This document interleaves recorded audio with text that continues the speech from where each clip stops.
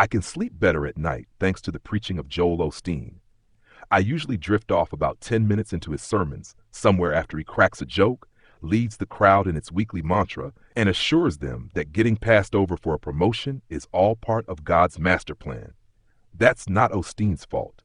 Attention deficit disorder clings to autism like a wart on a toad. Encouragement seems to be Osteen's ministry niche.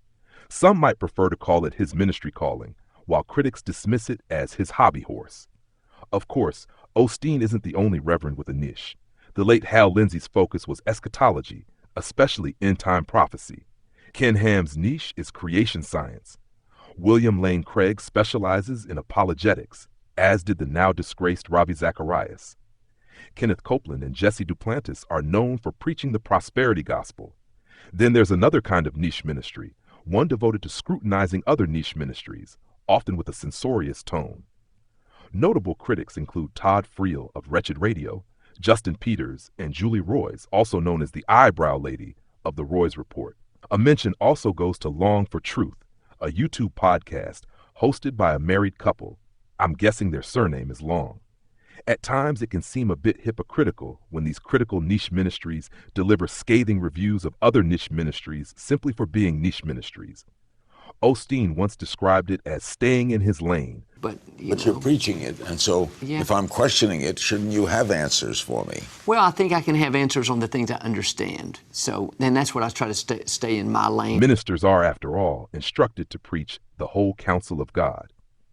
But if that means leaving their niche, then the critic ministries are guilty of the same narrow focus.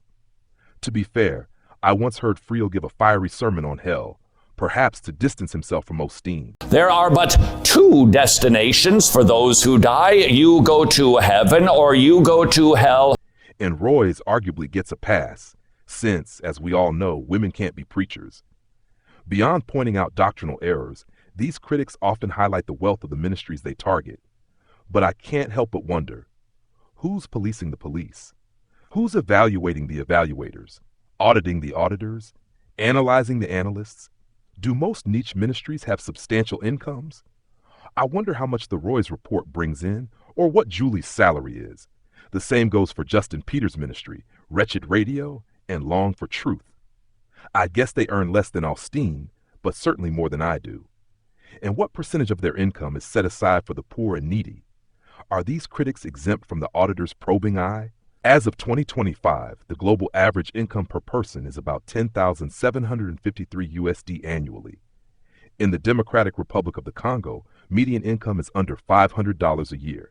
By that comparison, it's fair to say most of these critical niche ministries are in the same league as Osteen.